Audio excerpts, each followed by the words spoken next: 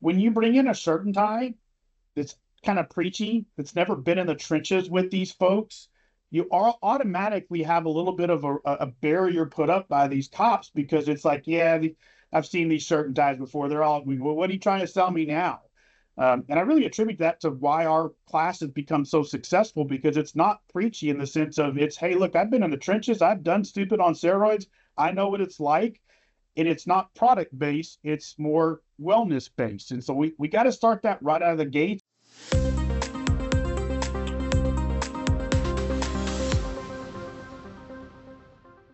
Well, thanks, Nick, for joining me here today. I want to introduce to everyone Nick Daugherty. Nick began his career with the Grand Prairie Police Department in 2003, was a police officer for a number of years before being promoted to sergeant in 2012. Worked in CID, was the field training sergeant for ultimately semi-retiring, I guess is the best way to describe it. I went into being a reserve officer and fully retired in 2023. But you know what he's doing now and where his passion is in financial planning, especially financial health, financial wellness, financial management for first responders. Nick is now the owner of Financial Cop, one of the largest financial wellness training groups for first responders in the nation. It is well as a full service fiduciary and long-term financial planning. So Nick, thank you for the opportunity to interview. You and I have known each other for a number of years. I certainly value your expertise in this regard and have taken a lot of your advice and tried to apply them to my life and my financial situation. And I know that the advice that you give is truly heartfelt. It comes from a place of wanting to improve the lives and wellness and health of first responders. You're not out there, selling snake oil. What you're providing really works. I believed in it so much that as chief of police, I brought you in and had you teach the whole police department there in Irving. And so with that, thanks for joining us. And if you don't mind, tell us a little bit about how you got involved in this. Yeah. First and foremost, we have a mutual love for the city of Irving because you were the chief for there so long. And I grew up in Irving. My parents still live there. So it was very fun to come back to Irving and teach all the troops there. So like you said, came into law enforcement back in 2003, and I had just done a lot of stupid stuff with money. I always joked that kind of qualified me as a rookie. And in essence, I came into law enforcement with a war chest of $80,000 in debt. 21,000 of that was wrapped up in one car stereo system, all on credit cards. For perspective, that car stereo would cost probably $40,000 to $50,000 now, and that debt would be equated out to about $150,000 to $180,000 in debt. And as soon as I got out of training, I worked for a neighboring city named Grand Prairie, and I discovered the most beautiful program in the world in Grand Prairie, which is called selective traffic enforcement, which is unlimited overtime basically. And I started working it like crazy, and I pretty much got myself trapped in a situation where if I didn't work 20 hours of overtime every week, I didn't pay my bills. And I mean, it's funny, I go back and teach Grand Prairie still, and they still say, yeah, Beltline in Maine, and we still know that is Dougherty Corner, because that's where I work step every single day practically. And I was very fortunate. I had a beat partner of mine that became one of my best friends, still is to this day. He was a 20-year vet that pounded financial wellness in their heads.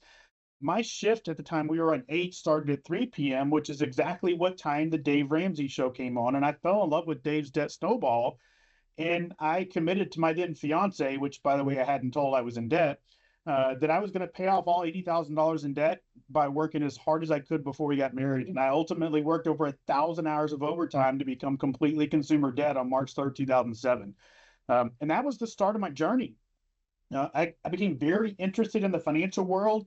I had a lot of the veterans start asking me questions about their pensions and their deferred comps. And so I self-taught myself the financial planning world and the investment world. And fast forward to 2011, Steve Dye came to our department as chief, and he said, hey, I want you to start teaching our recruits about this. And in 2012, started building financial strength with first responder families that's since now grown into, like you said, one of the largest financial wellness training groups. And I'm so honored to be the voice of financial wellness across the country for my brothers and sisters. Last year, we crossed over 40,000 first responders from over 4,000 agencies we've taught just in person alone.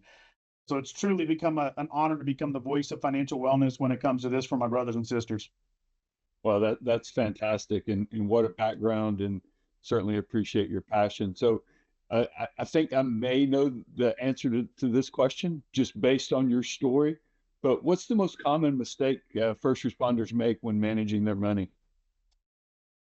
It starts as a rookie. And when I teach my Chiefs classes, I always talk about how you got to think about these rookies in a little bit different sense, especially in these major cities, because these major cities now, these cops aren't making chump change anymore, right? They're starting out at 80, 85,000. They're topping out at 110, not counting overtime. And one of the biggest issues we see in the burnout phase in that first 2 years is you take a 22, 23, 24-year-old kid that's really made nothing, and we double and triple their income overnight. We give them access to unlimited overtime. And we joke all the time about the amount of recruits that buy the brand new cars. But the reality is what do most lottery winners do when they get a bunch of money? They spend it like crazy because we do nothing to educate them on that side of things. And so it starts right off the bat by hiring these young kids and not doing really anything to prepare them for the fact that they are making really good money. Throw into the mix, they work in a industry we can't find enough people to do this job. So it's not like they're likely going to get fired. So we have the job security on top of it. So we're not worried about overspending because we're not worried about getting laid off.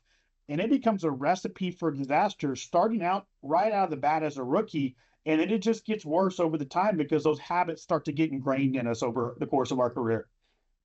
Well, that absolutely. So, one of the things that you mentioned in your story was the debt that you had accumulated. So how detrimental is debt, and what are the best steps of going for someone who has found themselves in any form of debt? What's the best way to eliminate that? Yep. So we get stuck in debt because it's so ingrained in the marketing these days. I mean, if you think back to your great grandparents, debt was a sin. Now we put Coca-Colas in a vending machine because we get a brownie point for it. And the marketing of this stuff is just insane when it comes to this. You see it during the Christmas holidays, right? You see the car commercials. You deserve to have a nice car. Look at your friends across the street, those kinds of things. And it's funny because I've studied the marketing of debt and I've studied millionaires extensively. And when you look at one of the number one characteristics of millionaires, they don't have debt and they don't play the payment game in the sense of the interest. They play the no payment game. And that's what gets us in trouble is we start to collect that debt. And next thing you know, we're beholden to the monthly payment and we're beholden to the job. We're beholden to the overtime because if we don't work the overtime, the next thing you know, we can't pay our bills. And it comes back to the number one most biggest skills you have to master when it comes to money. And it's the dreaded B word, AKA the budget. I get asked all the time, what should we tell our rookies versus our recruits versus our law enforcement executives? And heck, when I teach my chiefs, they're like, we need to teach this to every recruit in America. I'm like, I teach you the same way as I teach my recruits because you all do the same stupid stuff.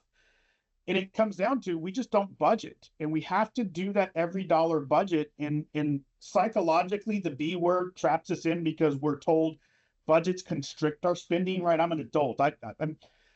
I'm 46 years old. No one's going to tell me how I'm going to spend my money. And a budget's not about how to spend your money. It's about understanding what you're spending your money on.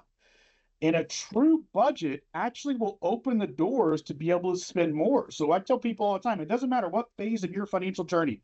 I don't care if you're $250,000 in debt. I've worked with somebody that made $250,000 a month. And both of them got the same speech right off the bat. Budgets. The debt was, well, I need to learn how to pay my debt off. We got to understand our budget. The guy making $250 a month was, Nick, why do I need to budget? I make more money than I've ever made in my entire life. Well, that's exactly why, because you don't know where you're spending your money. And that's a big issue on both ends of the spectrum. Well, that's a really good point. So, as a chief administrator, as a training coordinator for an organization, an assistant chief, what is it agency leadership can do to assist their employees in achieving financial wellness?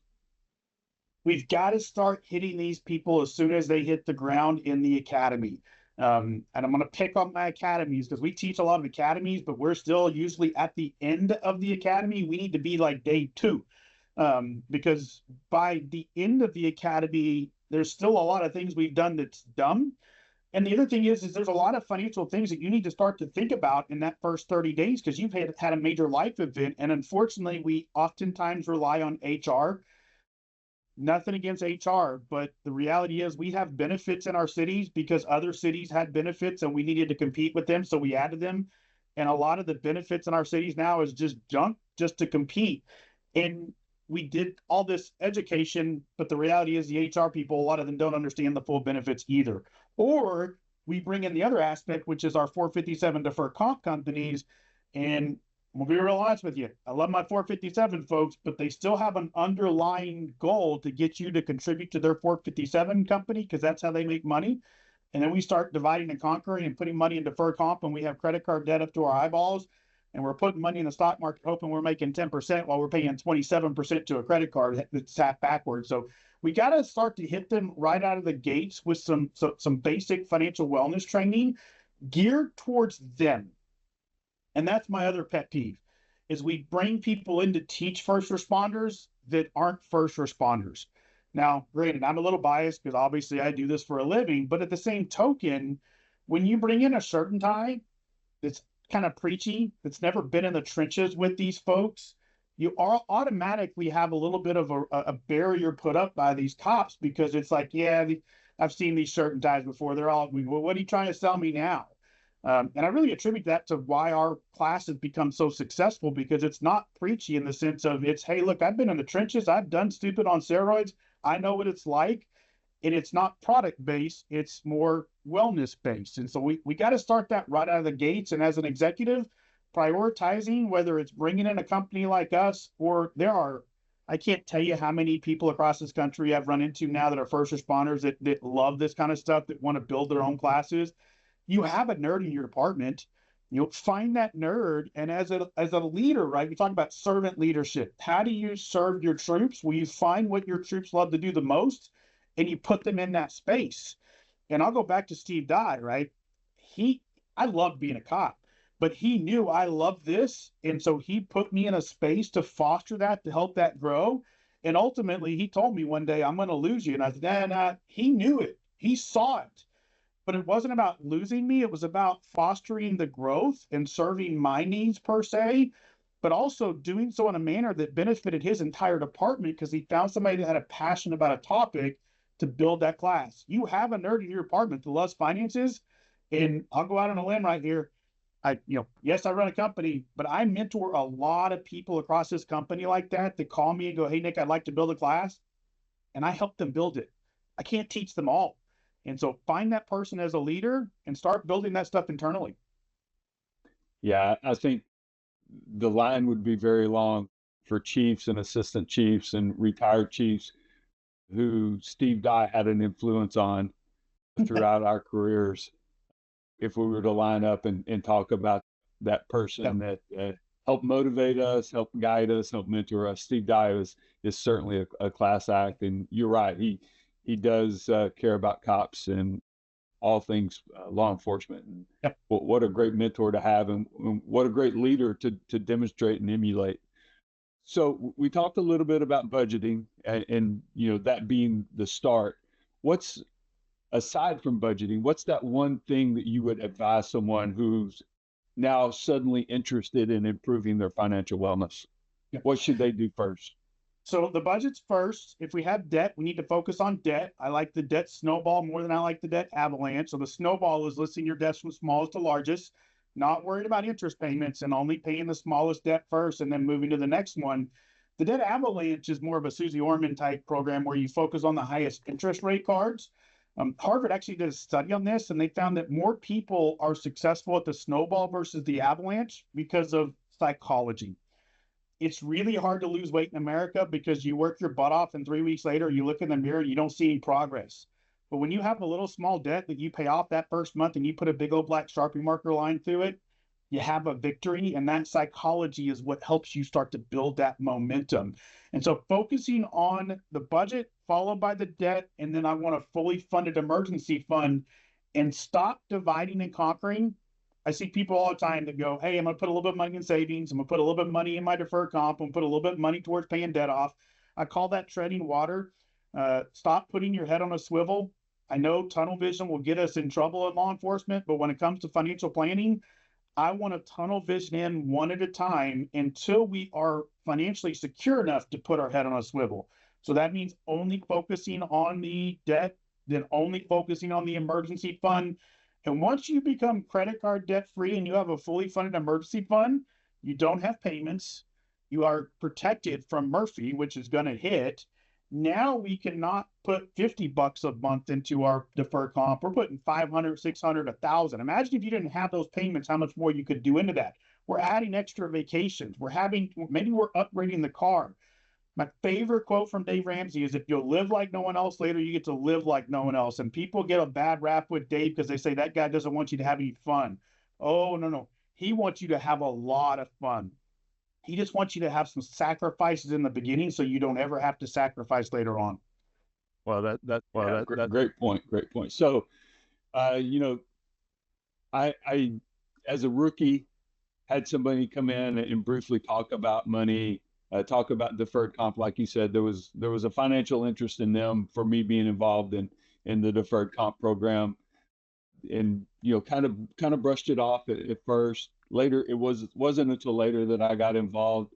So for those skeptical police officers who or maybe are living paycheck to paycheck as they start off, or haven't made the wisest decisions. If I'm 20, 25 years into my career, is it too late for me to start some of these things? And if it's not, how does my starting point as a 20 or 25-year veteran look different than the rookie you've been talking about? I start my class off with a quote. It doesn't matter where you've been. It only matters where you're going. No excuses. Nobody in this country, cops are not excluded from this, has not done stupid with money. And it's just a matter of how many zeros are at the end of it. Now, if you start later, you lose your greatest really wealth-building tool, which is time. But the reality is, if you're 22 years of age or you're 52 years of age, if you wait 2 more weeks to start, all you've lost is 2 weeks. And some of that in my veteran cops can be tied to that old bus cap syndrome, right? Dr. Kevin Gilmartin, emotional survivor for law enforcement, the system's rigged, it's against me. We get into that little man syndrome of the little man can't get ahead and the system's rigged, and it's not. It's rigged because we failed to take that first step. And let's talk about those that decide they want to promote one day. That sergeant test is no joke, but there's only one way to start to prepare for the sergeant test, and that's to open the book and go to page 1. It's no different when it comes to finances. Whether it's a sergeant test, whether it's I want to be a detective and I need to learn about property crime or major crimes, or I want to learn how to be a traffic officer, or you name it. It doesn't matter what you've done in your career. You had to take that initial step, and that's the beauty. We've all done it. We all know how to do it. We just have to take that first step. So in getting ready for my interview with you and to really talk this through, I was doing some research, and I'm going to try to sound smart as I ask this question, but it may come across showing my true ignorance as it relates to financial matters. But can you explain the rule of 72? The rule of 72 is actually kind of a play on what Albert Einstein called the eighth wonder of the world, compound interest, the most beautiful mathematical equation ever to exist. If you start investing with $1,000 and it makes 10% this year, you made $100. If you leave that money alone next year and it makes another 10%, not only did you make another $100, but you made $10 off the 100. You compounded. And the longer it goes, the better the math goes. And you look at somebody that's got $1 million, if they're only putting $1,000 into that account, they made $100 on that, but it made $100,000 at 10%.